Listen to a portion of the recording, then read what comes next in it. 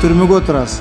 Türmö sizdi kütüp ilap turat. Bul mamlekettin eldin akçası. Bul kampanya tüzügö siz 203 milyon 626 bin so'm bolupsiz. Bolgonu 10 kamaz alıpsız. Bolgonu 10 kamaz alıpsız.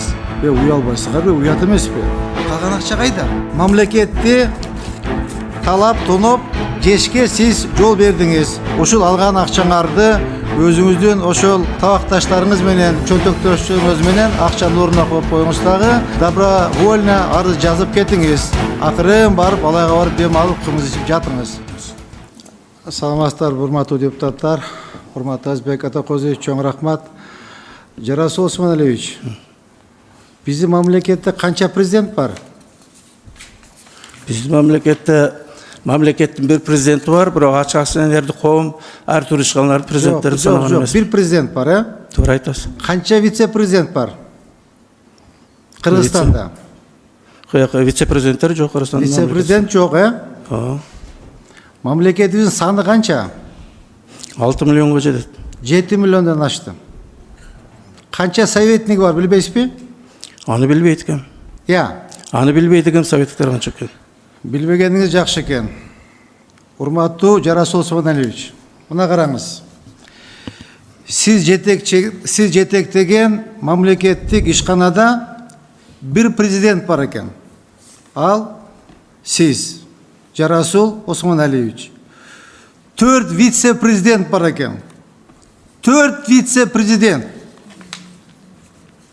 Бир руководитель аппарата, 2 советник президента, бир помощник.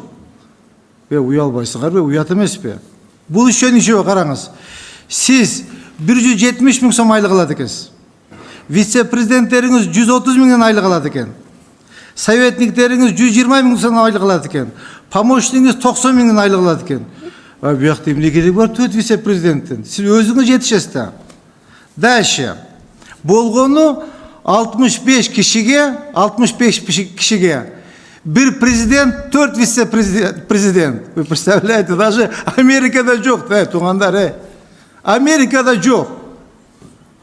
7 миллион халкы бар Кыргызстаныбызда бир президент, вице-президент жок. Сиз болгону 65 киши башкарат экенсиз, өзүңүз президент, да еще плюс 4 вице-президента.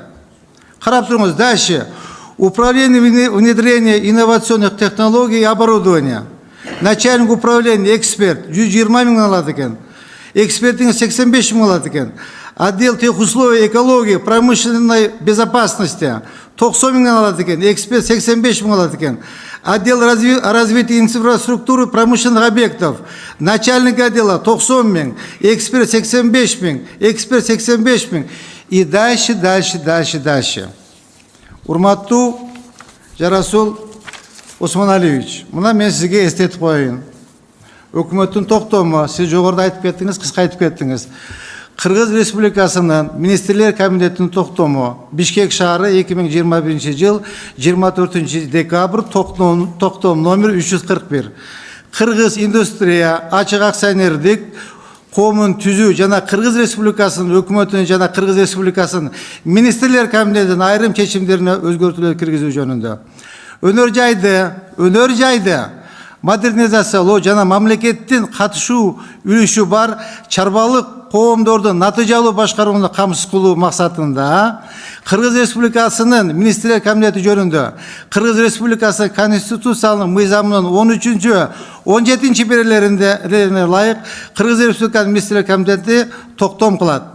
Бир акциянын номиналдык наркы 1 миң сом, 10 миң сом даана жөнөкөй энчилүү акцияларды чыгаруу жана төлөө жолу менен уставдык капиталды 1 миллиард сом өлчөмүндө мамлекеттик 100% катышуусу менен Кыргыз Республикасынын мыйзамдарына белгиленген тартипте Кыргыз индустрия ачык акционердик коому түзүлсүн деп мынакей урматтуу Акылбек Усенбековичтин колу турат. Эми карап туруңуз.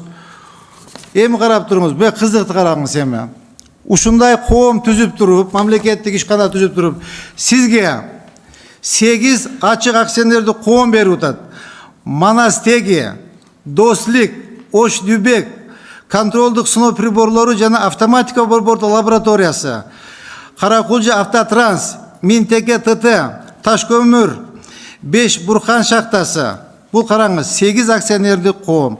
4-ші, госпредприятие, Қырғыз автобекеті, су автоматикасы жана метрология, Қарабалта спирт заводу, Дан, насостық күч жабдууларын оңдоо боюнча эксперименталдык завод.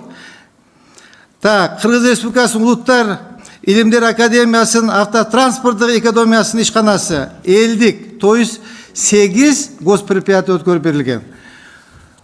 Сиз мына токтомдо жазылып турат. Ушул жогоруда аталган 8 акционердик коомду, 8 ушул госпредприятияны жандандыруу максатында сизге 1 миллиард бөлүнүп атат. Сиз токтомду одоно бузуп, сиз карап туруңуз мынакей. Кыргыз Четтранс-Ош, Кыргыз Эйрвейс, Алай Барстары, Хегай, Кыргыз Бакча, Бихей, Кыргыз Топчу, Кыргыз Электроника, Кыргыз Фарфор, Жемиш Кампа, Кыргыз Стил, Кыргыз Четтранс, Кыргыз Темир Мык, Кыргыз Бетон Курулуш, Кыргыз Анимация, Шумкара Энерго, Көк Алма, Кыргыз Гыш, Кыргыз Керамзит, Кыргыз Пластик. Сиз дагы кайталап коюн, одоно мыйзамды бузуп, токтомду бузуп, действующий иштебей турган ишканалар турса, сиз ушуларды ачып кереги бар беле? Жок болчу. Сиз ошого карап туруңуз. 843 миллион 504 миң акча каражатын топтоп турсуз. Жоготуп турсуз. 1,5 жылдын ичинде тапкан кирешеңиз 0. 1 тыйын таппаптырсыз. Мамлекеттин алган 1 миллиард сомду 843 миллион 504 миң сомду жогоруда аталган 19 ишканага бөлүп бергенсиз и 54 миллион 870 миң сомду мынакей ошол 65 кишиге айлык катары таркатып бергенсиз. Мынакей акыркы маалыматтарга караганда каражаты максатсыз пайдалангандыктан 1 миллиард сом түгөнүп, азыр 300 миллион сом карыз болуп, 65 адам 3 айдан бери айлык албай отурат. Бул мен ойлоймун, урматтуу Жарасул Осмоналиевич, ошо сиздин шефиңиздин очередной воздушный замок. Еще раз повторюсь, очередной воздушный замок. Бул жанагы Хипик, Илбир Секирик сыяктуу эле ушундай силердин воздушный замогуңар. Муну мен ойлоймун, урматтуу депутаттар, башкача атаса болот эле, башкача мамлекетти тоноо деп ат койсоңуз болот эле. Эми сиз, урматтуу Жарасул Осмоналиевич, мынакей 1 жылдык алган айлыгыңыз 2 миллион 192 миң 575 миң алып турсуз. 4 вице-президентиңиз ар бирөөсү 1 миллион 700 миңден алыптыр. Аппарат жетекчиңиз 1 миллион 700 миң алыптыр. 2 кеңешчиңиз 1 миллион 700 миң алыптыр. Жардамчыңыз 1 миллион 700 миң алыптыр. Булардын, урматтуу Жарасул Осмоналиевич, вы в срочном порядке вы должны вернуть деньги в казну. В срочном порядке. А то сядете в тюрьму. Түрмөгө отурасыз. Түрмө сизди күтүп ыйлап турат. Жарасул Осмоналиевич келсе, бир месте бренд этип койдук деп. Ошон үчүн ушул маселени в срочном порядке кайтарыңыз. Бул мамлекеттин, элдин акчасы. Эч качан мында поступка барбаңыз. Андан тышкары мынакей сиздин жасаган иштериңизди дагы көрүп мынакей анализдеп чыктым мен. Мына Кыргыз Четтранс-Ош транспорттук логистикалык компаниясы Элчетранс. Мынакей бул компания түзүүгө сиз 203 миллион 626 миң сом болупсуз. Болгону 10 КАМАЗ алыпсыз. И калганы 5 гектар жерге база коюп турсуз. 5 гектарга 10 миллион кеткендир. А калган акча кайда? Что получается, сиздин бир КАМАЗыңыз 300 миң доллар турабы? Мен мына кече бир иним базардан DAF автомашинасын алды, 2019 жылкы грузовой автомашина алды. 58 миң доллар калды. Сиздин бир КАМАЗыңыз 300 миң доллар болуп атат. Андан башка мынакей эмеге мынакей Кыргыз Эверрейс 2,5 миллион которуп турсуз, Кыргыз Электроника 2,5 миллион которуп турсуз, Кыргыз Анимацияга 1.950.000 so'm ko'tarib 950.000 so'm ko'tarib tursiz. Bular bardығы жаңағы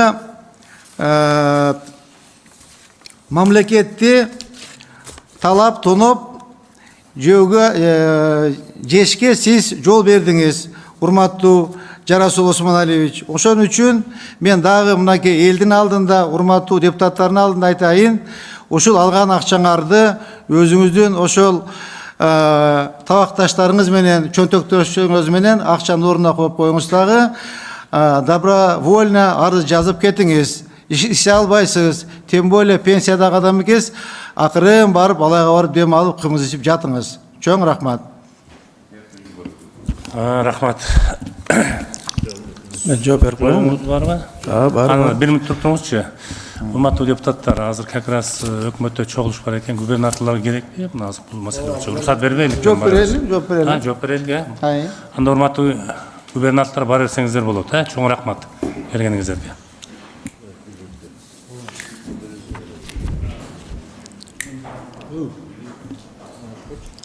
Жооп берели. Жооп бере бериңиз анда. Урматтуу Жеңишбек Шермаматович, сиздеги мына айтып аткан нерселердин көбү чындыкка төп келбейт. Сиз мына уюштуруу иштерин айттыңыз. Чындыгында бул мамлекет кабинет министрликтин өзүнүн түзгөн бардык ишкананын структурасы дагы, ишкананын уставы дагы, ана токтом дагы ошол кабинет министрлигинен чыккан. Сиз бир нерсени байкап койсоңуз болот. Сиз туура айтып атасыз. Жетекчи жана жетекчинин орун басарлары боюнча бизде өзүңүз байкап көрүңүз, акционердик коомдо директорлордун кеңеши болуш керек, ал жок.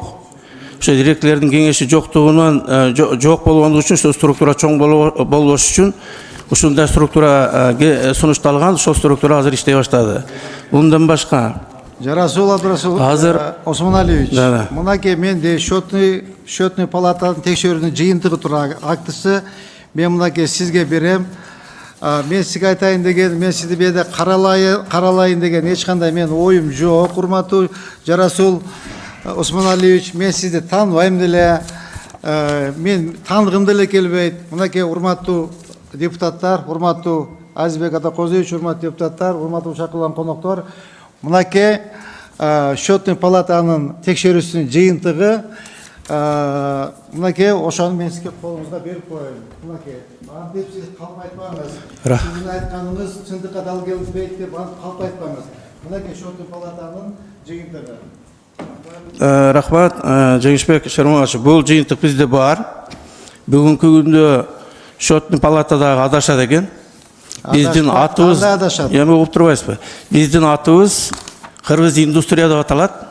Индустрия деген бул бардык народный хозяйствонун отрасльдердин бардыгы кирет буга. Бүгүнкү күндө мына эсеп палатасынын актысын жокко чыгарып оюлду уже. Аны да сиздерге келсе керек. Себеби бардыгы текшерүүдөн өттүк. Акыркы тыйынына чейин бардыгы текшерилди. Биз түзүп аткан ишканалар, булар 2 жылдан 3 жылга чейин гана өздөрүнүн проекти кубаттуулугуна чыгат. Бүгүнкү күндө биз 1 миллиард сом уставдык фонд алсак, азыркы күндө биз түзгөн ишканалардын активи 3 миллиарддан ашкан. Биз менен кошо биргелешкен ишкананы түзгөндөрдүн үлүштөрүн кошкондо бүгүнкү күндө биздин актив 3 миллиарддан ашат. Дагы бир жолу сизге айтып коеюн, Кыргыз индустрияда директорлор кеңеши жок. Кыргыз индустрияда башка ашыкча структура жок. Бирок Кыргыз индустрияда иштей турган, ушул өзүңүздөр билесиздер, өнөр жай деген бул өнөр жай, ал жака адистерди чакырыш абдан кыйын. Бүгүнкү күндө келген кишилердин баардыгы өнөр жайда көп жылдан бери иштеген, өнөр жайды жакшы билген адистер. Аларга ошол айлык маянасы ошо кабинет министрлери менен макулдашылган.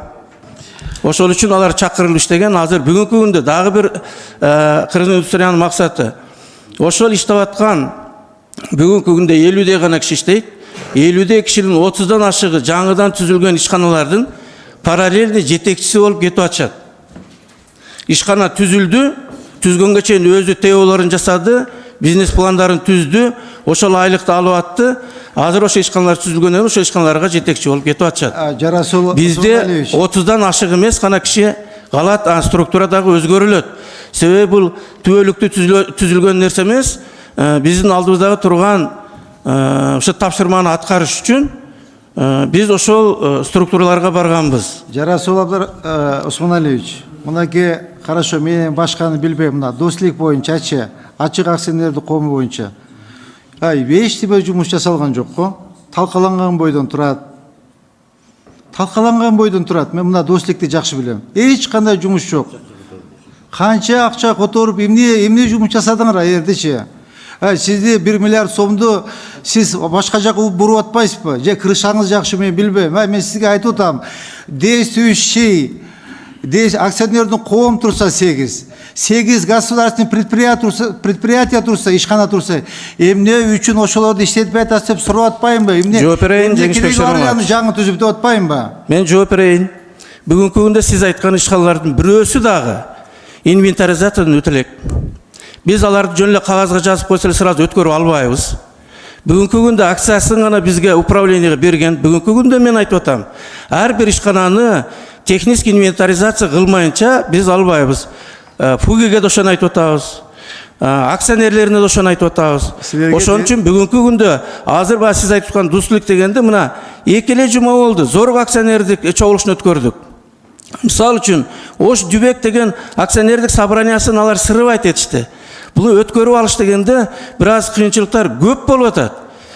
Себеби ал жерде мурунку ошол акциянын стоимостунда турган имущественный комплекстери жок.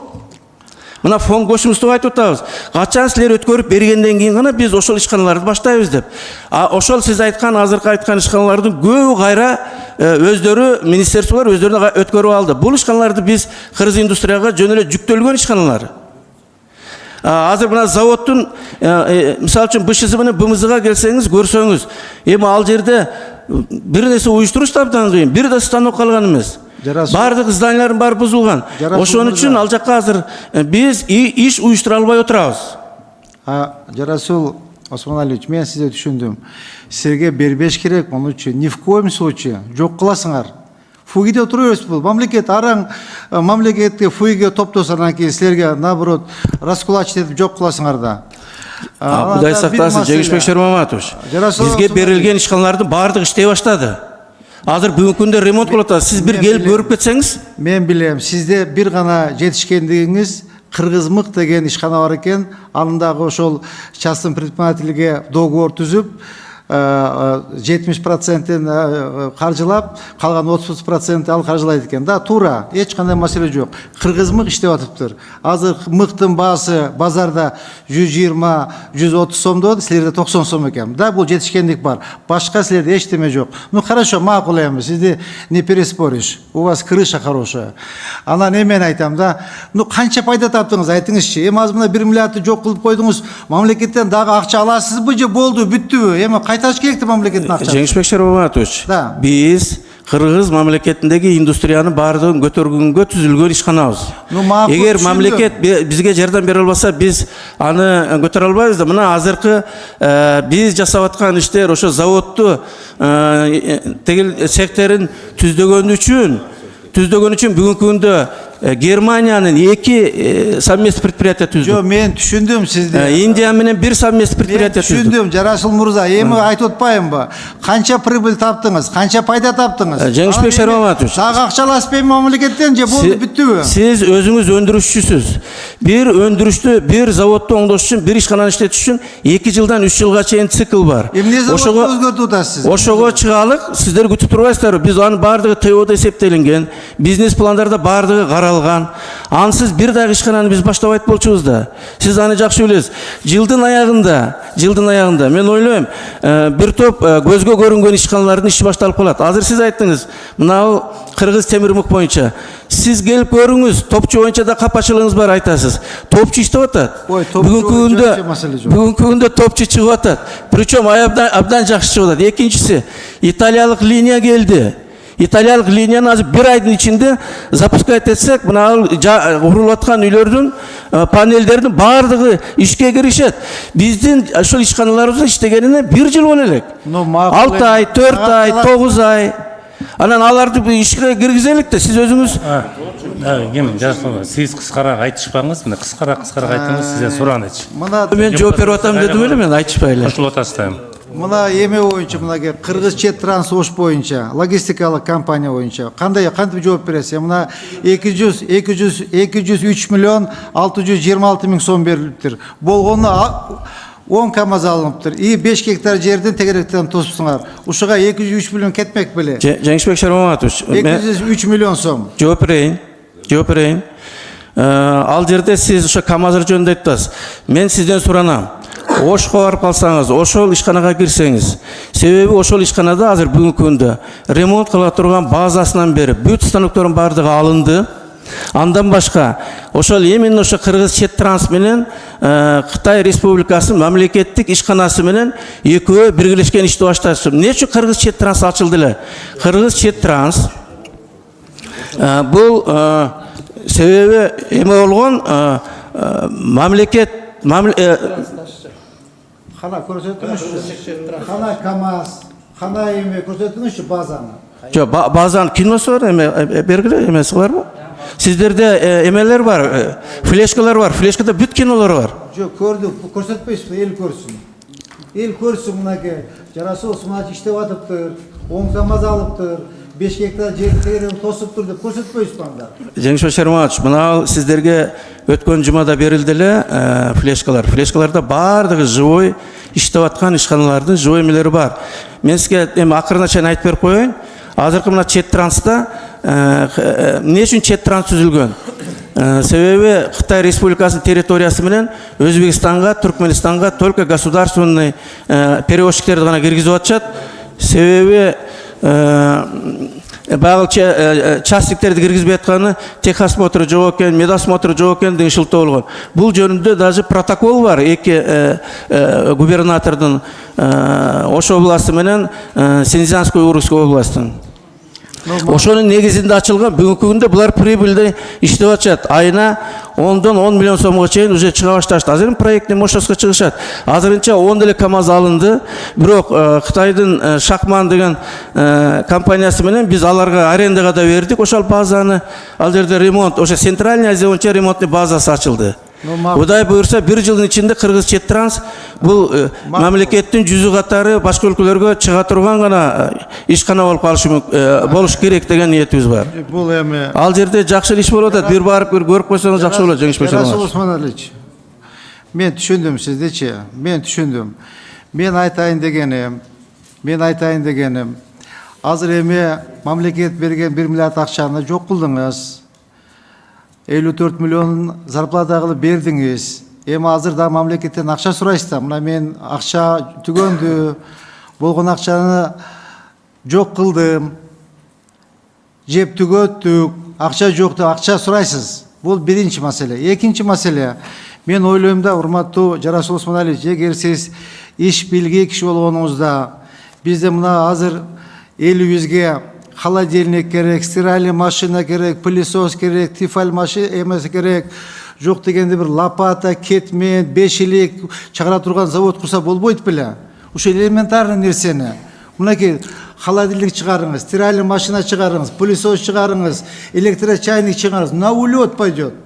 Мына азыр сиз 1,5 жылда 1 миллиард акчаны жок кылып койдуңуз, отурасыз. Бир тыйын прибыль алып келген жоксуз. Мен ошону айтып атам. Мен сизди бир каралайын деп, сиз айтып атпайсызбы? Сиз айтып аткан карандай калп деп. Мен кат жаздым, жогорку кеңештин аппаратынан ошол счетный палата текшерген актыны алдым. Ошол актын негизинде айтып атам. Мен деле элге жалганчы болгум келбейт, урматтуу Жарасыл аке. Жеңишбек Шароматович, мен сизди каралайын деген жокмун. Мен сизди тааныбайм дагы. Сизди тааныгым да келбейт. Мен просто болгон ишти болгондо айтып коеюн деп атам элдин. Рахмат. Жеңишбек Шароматович, вот сиз айтып аткан мына бытовой техникалар боюнча бизде бизнес пландар бар. бизнес проекттер бар. Ну, қана. Барды, жо, алардың бардығы бізде ТО-сы менен, бизнес пландар менен бардығы бар. 100-ден ашық доллар, бардығы долларлардың бардығы біздің документтерде тұрады, бардығына жазылып тұрады. Анан біз ошон үчүн түзүлгөнбүз. Мына бир жылда 19 предприятие дегенди біз жүргүзүп койдук, Кудайга шүгүр. Буна тагылбайт экен. Сиз токтоңузчу, мындай сунуштар бар эми. Карасак экөөңүздөр жанагыңыздар бүтпөйт окшойт.